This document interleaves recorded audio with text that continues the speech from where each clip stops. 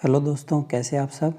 आज हम atoms and molecule का 4th पार्ट करेंगे। इसके अंदर हम देखेंगे कि हम जो हमारे एलिमेंट्स होते हैं उनके नेम्स और सिंबल कैसे डिसाइड करते हैं।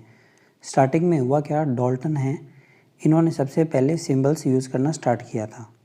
उसके बाद में हुआ ये कि जो एलिमेंट हमें मिलते थे ग्राउंड से, उनको हम जो नाम देते थे वो जहाँ से मिलते थे उसी जगह का नाम देते थे। जैसे कॉपर है, कॉपर हमें साइप्रस नाम की जगह से मिला था तो हमने उसका नाम कॉपर दे दिया। पर लेकिन बाद में इन नामों को याद रखना और उनको लिखना मुश्किल हो गया और ये कोई स्टैंडर्ड नहीं था।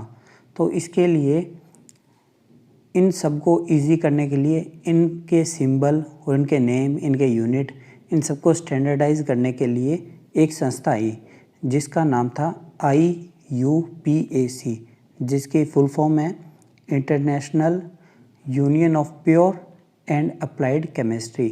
अब ये संस्था करती क्या है, ये अप्रूव करती है किन चीज़ों को, एलिमेंट्स के नाम को, उनके सिंबल्स को और उनके यूनिट्स को। ठीक है, यहाँ तक हमने देख लिया कि ये संस्था करती क्या है।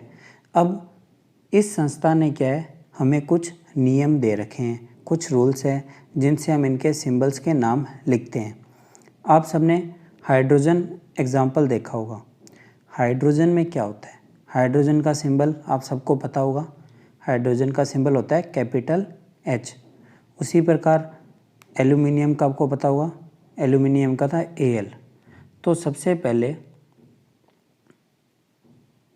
हम बात करेंगे कि इनका नाम लिखेंगे कैसे।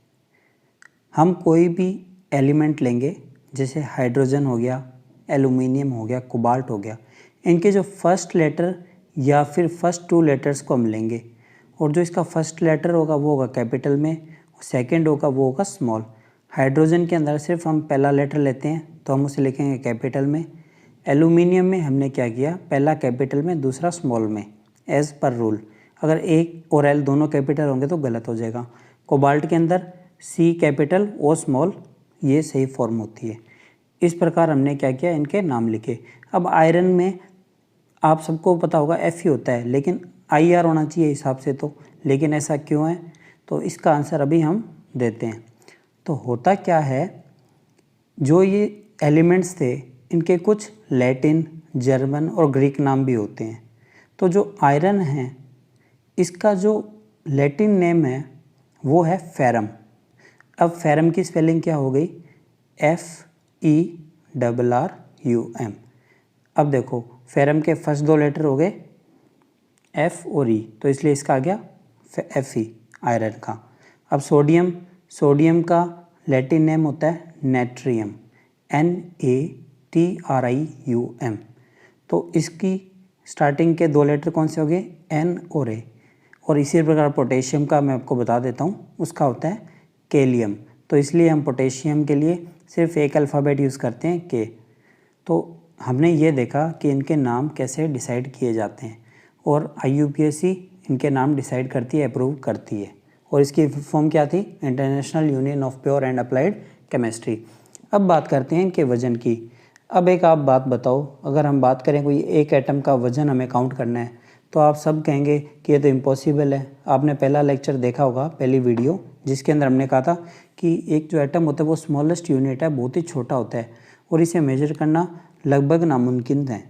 तो फिर हम इसको मेज़र करेंगे कैसे, तो इसको मेज़र करने के लिए हम एक कार्बन 12 का आइसोटोप लेते हैं। कार्बन 12 है, ये एक आइसोटोप है किसका, कार्बन का। अब आइसोटोप का मतलब क्या होता है, जिनके अंदर एटॉमिक नंबर सेम हो, मास नंबर डिफरेंट होता है। तो हम कार्बन 12 आइसोटोप लेते हैं। इसका जो, अब आप सबको एक क्वेश्चन, 1 AMU, AMU का मतलब क्या होता है, एटॉमिक मास यूनिट।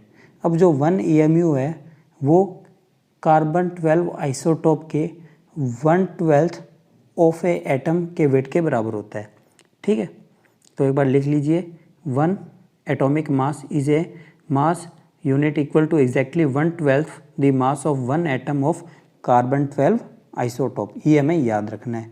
और इसी के साथ हम कुछ इम्पोर्टेंट एटॉमिक मास भी हम याद रखेंगे, जैसे हाइड्रोजन का 1 होता है, कार्बन का 12, नाइट्रोजन का 14, ऑक्सीजन का 16, सोडियम का 23, मैग्नीशियम का 24, सल्फर 32। और जैसे जैसे हम पीरियोडिक टेबल में आगे बढ़ते जाएंगे इनके मास है वो बढ़ते जाएंगे। तो मैं जब तक रब कर रहा हूँ आप प्लीज़ मेरे चैनल को सब्सक्राइब कर लीजिए अगर आपने अभी तक नहीं किया है, और लाइक करना मत भूलिएगा। अगर आपको कुछ सजेशन देना है और अगर कुछ क्वेश्चंस है तो आप मुझे कमेंट बॉक्स में लिख सकते हैं, मैं इसका रिप्लाई ज़रूर करूँगा। और प्लीज़ चैनल को सब्सक्राइब कीजिए, अपने फ्रेंड्स वगैरह के साथ शेयर करना भी मत भूलिएगा। तो हम कुछ इंपॉर्टेंट एलिमेंट्स के यहाँ पे वेट लिख रहे हैं, जैसे हाइड्रोजन का, कार्बन, नाइट्रोजन, ऑक्सीजन और सोडियम, सल्फ़र वगैरह का मैंने आपको अभी बताया था कि इन सब का एटॉमिक मास क्या होता है। मास को हम AMU में डिनोट करते हैं। AMU की फुल फॉर्म होती है एटॉमिक मास यूनिट। अब हुआ क्या, IUPAC ने एक और वर्ड दे दिया इन सबको मेजर करने के लिए। तो वो जो वर्ड यूज़ करती है वो यूज़ करती है यू फॉर अम्ब्रेला वाला, ठीक है। तो यू का मतलब क्या होता है, एटॉम यूनिट मास, यूनिफाइड मास, ठीक है। यू का मतलब होगा यूनिफाइड मास। तो इस प्रकार हम हमारे जितने भी एटम्स होते हैं उनका एटॉमिक मास मेजर करते हैं। और देखो ये सब क्या है, कंपैरिजन में होता है। जब आप कोई सब्जी लेने जाते हो तो वहाँ पर भी क्या है, एक किलो का बाट है जो उसी को कंपेयर करके तो वेट दिया जाता है। इसी प्रकार हम यहाँ पे कार्बन 12 आइसोटोप का यूज़ करते हैं हमारे एटम्स के वजन निकालने के लिए। हमारा लाइटेस्ट एलिमेंट कौन सा है, हाइड्रोजन, दूसरा कौन सा है, हीलियम। अब बात करते हैं, छोटा सा टॉपिक है लेकिन बहुत ही इम्पोर्टेंट, कि जो एटम हैं वो अलग भी रह सकते हैं, कुछ कंबाइन होकर स्टेबल होते हैं। जैसे आप मान लीजिए हमारा हाइड्रोजन एटम है, या पहले बात करते हैं ऑक्सीजन की। ऑक्सीजन को हम यूज़ करते हैं तब O2 लिखते हैं, कभी भी O अकेला यूज़ नहीं कर पाते। क्यों? क्योंकि नेचर के अंदर अकेला ऑक्सीजन का एटम एग्जिस्ट नहीं कर पाता। इसलिए होता क्या है, ये कंबाइन करके एक मॉलिक्यूल बनाता है जिसके अंदर O2 होता है ऑक्सीजन, जिससे हम सांस लेते हैं। O3 होती है हमारी ओजोन गैस, जिससे हमें UV रेस से बचाती है, ये स्ट्रेटोस्फीयर में पाई जाती है। हाइड्रोजन भी अकेला एग्जिस्ट नहीं करता, इसलिए वो कंबाइन होकर H2 मॉलिक्यूल बनाता है जिसे हम बोलते हैं हाइड्रोजन गैस। ये हाईली इन्फ्लेमेबल है यानी ज्वलनशील है। हीलियम गुब्बारों में यूज़ की जाती है, ठीक है, और हीलियम अकेले एग्जिस्ट करती है।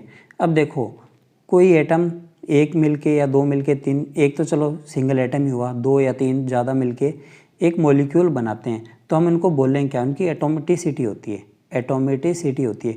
अगर दो एटम मिलकर एक मॉलिक्यूल बनाएंगे तो वो हो गया डाई एटोमिक। जैसे हमारी ऑक्सीजन है वो क्या है, डाई एटोमिक। हमारी जो ओजोन है उसका फार्मूला है O3, तो वो क्या है, टेट्रा एटोमिक। इसी प्रकार हमारी हाइड्रोजन गैस भी डाई एटोमिक होगी। हीलियम क्या है, हीलियम है हमारी मोनो एटोमिक। इस प्रकार हम इनकी एटोमिसिटी डिसाइड करते हैं। तो देखिए हमने यहाँ पे ये सब कुछ देख लिया, और हमने ये देखा कि एटम्स हैं कैसे कंबाइन होकर मॉलिक्यूल बनाते हैं। और ये मॉलिक्यूल इसलिए बनाते हैं क्योंकि ये देखो अनस्टेबल होते हैं, अगर दो एक साथ मिल जाते हैं तो वो स्टेबल हो जाएंगे। कुछ एटम वो होते हैं जो तीन मिलकर स्टेबल होते हैं, जैसे हीलियम है, हीलियम ऑलरेडी इनर्ट गैस है और ऑलरेडी स्टेबल है, तो ये किसी के साथ कंबाइन नहीं होता, अपना फ्रीली रहता है। तो इसी के साथ हमारा ये टॉपिक समाप्त होता है।